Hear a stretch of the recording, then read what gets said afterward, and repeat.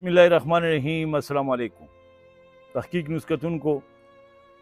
इंतहाई अहम प्रोग्राम में रावड़ले दे द प्रोग्राम शुरू कौल न मखके ज़ द तासीरी कार्डलंग ब्लड डोनेशन सोसाइटी ता द गैर रज़ाकार होता दई के जो समर तंजीमुन दी हगुई ता खराज तहसीन पेश को बिया द तासीरी कार्डलंग द हग मुहैयर हज़रात ना दे वक्त के कार्डलंग के तकरीबन 72 प्लस के ज़बदवीम जो 72 प्लस थी वह या न सेवा माशुमान चिरदार तेलिसीमिया बीमारान दी ती रोज़ों की द गाजी बाबा यो गुलाले माशुमा च हगे तबा स्पिनी विनी डेर अश ज़रूरत रातला दगेर पारा बागा मर्दान ततला या बबल जै ततला नु मुंग वायु कदा मशीन पे काटलंग के खौदले शी नो द काटलंग दा कम माशुमान चिरी या दास बीमार राशि और वगत द स्पिनी विनी ज़रूरत ही नो दगा मंडा तरला या दगा तकलीफ पौरता नहीं बिया द खपल इलाके द नौजवान नस्ल ना ज यो नौजवान नस्ल ता यो गुजारिश को यो अपील ता को چې د کارټلنګ بلډ ډونیشن سوسایټي چې کم رضاکار یو چرته کیمپ لګي نو دوی سره بڑ چړ کر تاسو حصہ اخلي دوی له ورځي دوی چې د نو بغیر تنخواه نه خپل وخت ویسته وی او زما استادو د بچو د پاره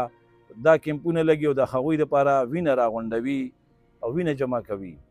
د دوی افیس چې په مدو روډ په ایمل هاسپټل کې دی تاسو ولته کیمپ تلی شئ دین علاوه کړه دوی چې تا کیمپ لګي نو الته کې مولا ورځي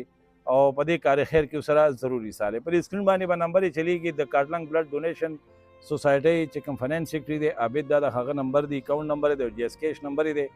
تاسو که د کارټلنګ د دې ماشومانو د دې مریضانو سره خکول غواړي نو دا ماشين چې دا تحصیلي کارټلنګ ته راوړل دي کاغه ام پی ایس به غواړي نو دا څنګه راوړل شي کې مینه سه به غواړي نو دا څنګه راوړل شي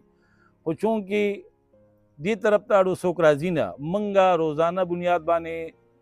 ډېر زیات فضول خرچي کوو ډېرې زیاتې پیسې خرچه کوو نه که لږې پیسې منګه د دې تحصیلي کارټلنګ په دې ماشومانو دپاره د داسې مریضانو دپاره خرچه کوو چې د هغوی پې د زندګي بچ کېږي او هغوی ته پې د زندګۍ یو څو ساګانې میلاویږي نو د دې نه زه هم چې بل ښه کار نشته دی نو زه بیا په اخره کې دا گزارش کوم دا اپیل کوم چې مهرباني وکړئ تاسو د کارټلنګ بلډ ډونیشن سوسایټي د رضاکارو سره په دې وینه ورکولو کې هم ملاتړ شي او چې دا کومه سپینه وینه جوړي په دې کې سره تعاون وکړئ د زړه د اخلاص سره وکړئ که څوک سره ملاقات کوئ نو په کارټلنګ کې مدو روډ باندې ایمل هاسپټل کې د دوی بلډ کیمپ ته هلته کې ایمل هاسپټل چې دی نو دوی لا یو سیټ اپ ورکړی دی او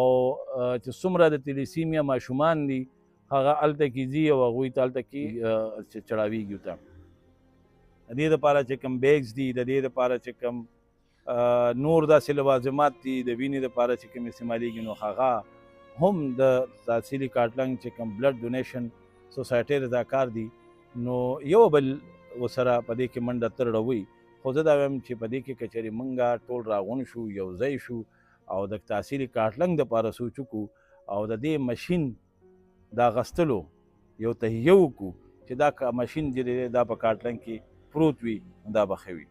دا ویډیو سره شیر هم کوئ کیدای شي ستاسو د شیر د وجې زموږ د اواز داسې مخیر حضرات ته ورسي چې هغه دا ماشین